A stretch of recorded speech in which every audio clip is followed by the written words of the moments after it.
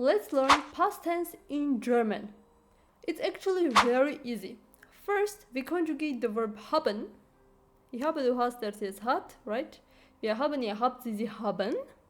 And then we add a verb, but in Partizip 2.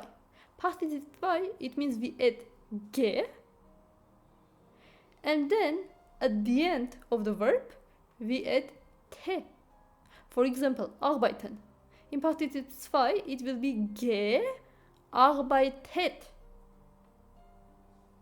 So, if I say I work, ich arbeite. But if I say I worked, for example, yesterday, I will say ich habe gearbeitet.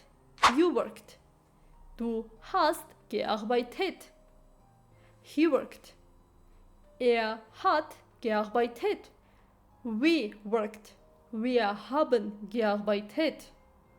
Then ihr habt gearbeitet. It means you worked, but the plural form. Then sie haben gearbeitet. It means they worked. So you just conjugate the verb haben and then you say the verb, but in Partizip 2. Ge and at the end of the verb te. It's very simple and very easy. Okay, but let's also talk about sein.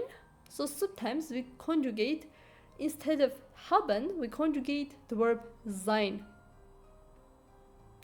We conjugate sein when it's a movement from one point to another point. For example, from A point to B point.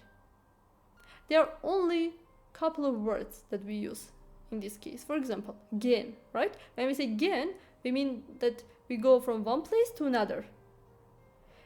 So we conjugate with sein or kommen, come, right? When we say kommen, again, from one place to another.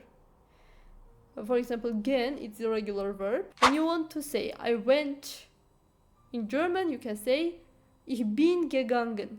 We conjugate the verb sein. Ich bin gegangen, du bist gegangen, er, sie, es ist bin gegangen, wir sind gegangen, ihr seid gegangen, sie sind gegangen.